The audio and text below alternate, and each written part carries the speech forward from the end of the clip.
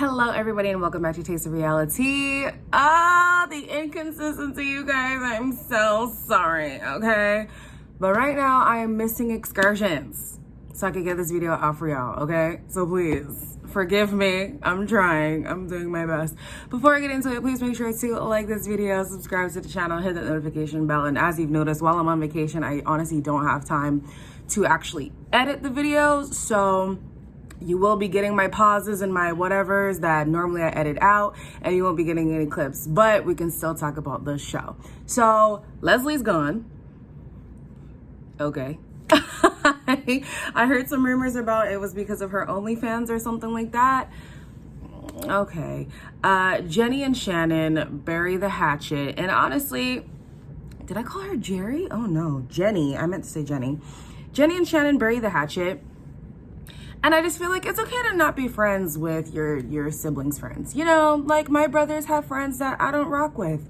And that's okay. Because this constant back and forth of, oh, bestie, oh, I hate you, oh, bestie, it's kind of toxic. And it makes sense why they had the falling out that they did a while back, because you're not truly friends with each other. And that's okay. But they say they buried the hatchet, so we will just believe them.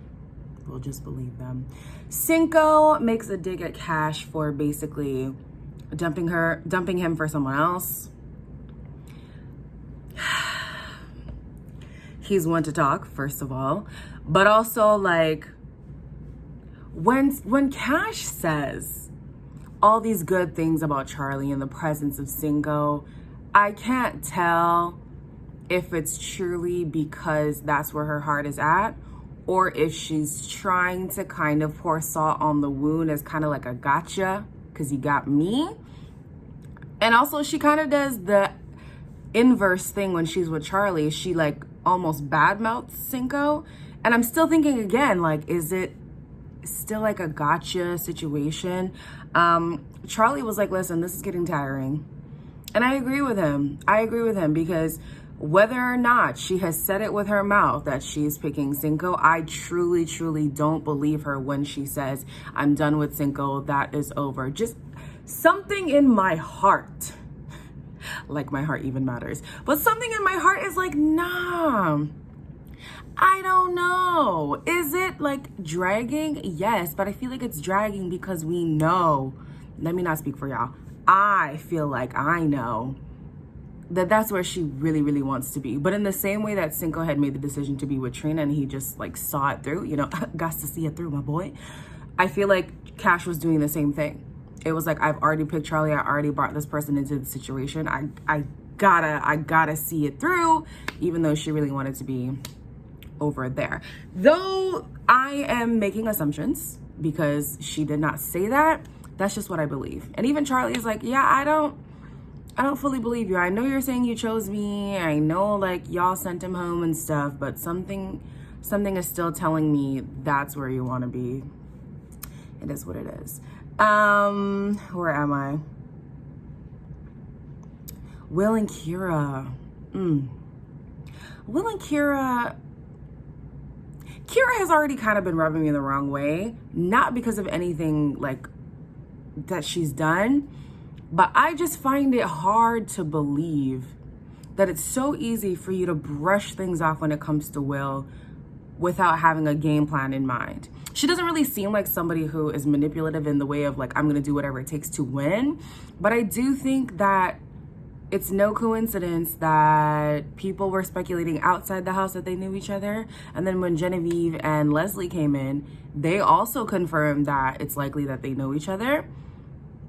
Which makes sense because the way that she lets him off with so many things, and the way that even when her friends come to her defense, she will still pick Will. And it's like, you can love the man, you can have very strong feelings for the man, and still like acknowledge his wrongdoings. And she doesn't even want to do that at the least.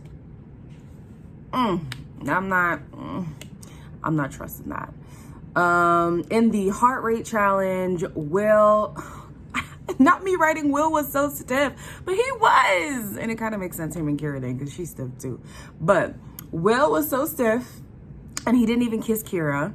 And she was upset. She was upset about that. And I'm like, you see, you want to be mad about something, but you're not saying anything in fear of, you know, a possible fallout. But here's the thing in relationships, hard conversations need to be had.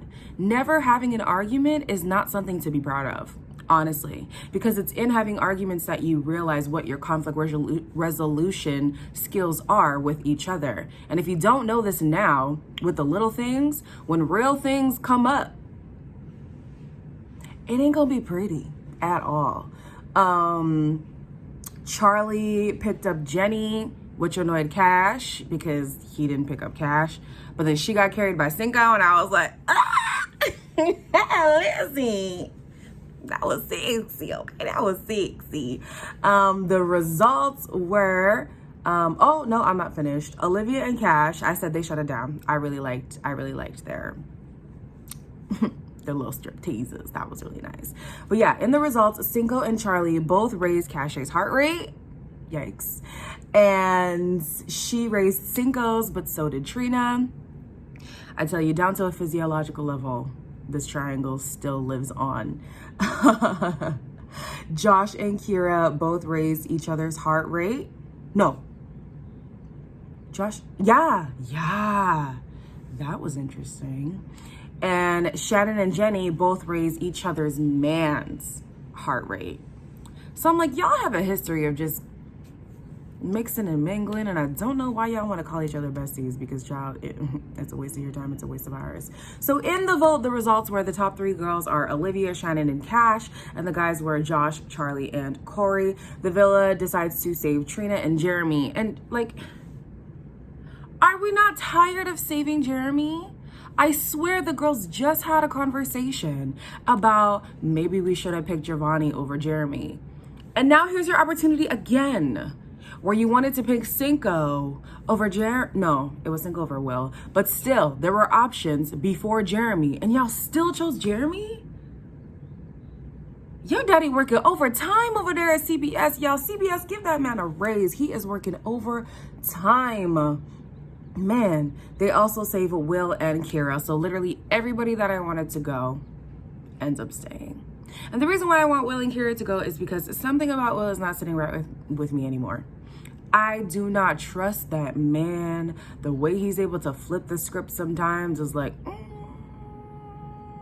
I don't know. And I know some people in the comments were saying, oh, like Hispanic men are very loving. And even though like the thing with Flo wasn't serious, like that's just how they are. I do not care. When you are with somebody and you're making that commitment with them, I don't care what your natural disposition is. You choose to stay with that person regardless of whatever else comes in. And if there's an instance where you falter, like Will did, you tell the truth. You fess up and you tell the truth in its entirety. Don't try to spin it to make yourself look good, because it only looks worse, especially when it's documented on national television. Anyways, post the vote, Will and Kira were upset. Kira feels like she's been betrayed by the girls because they chose Trina over her. I'm like, you guys are all day ones. Like, really, it's actually a hard decision. And then they're also upset that Jeremy was picked when Jeremy literally cannot be serious about anything. And it's like, Will is actually in a relationship with somebody. Like, why wouldn't you want him to stay and continue that relationship? I don't know. I feel like they're finding other things to be upset at than the thing that they're really upset at, which is the results of Casa Amor.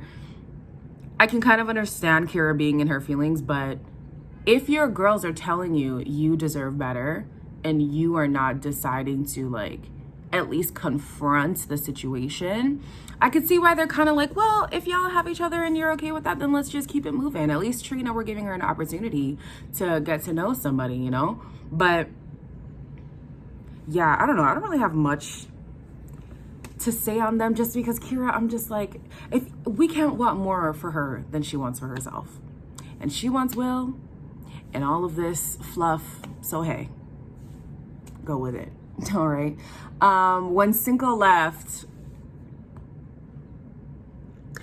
not me crying, guys, I actually cried. Oh my gosh, I actually cried. It's so funny how some people in the comments are like, you're so biased.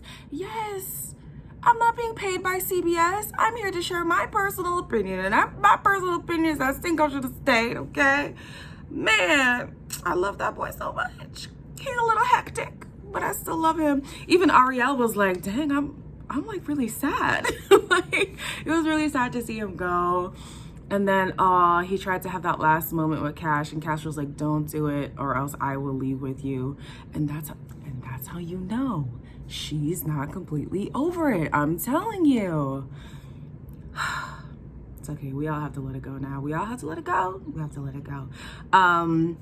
Charlie was also like, you fighting for him a little too much, and it's not making me feel good.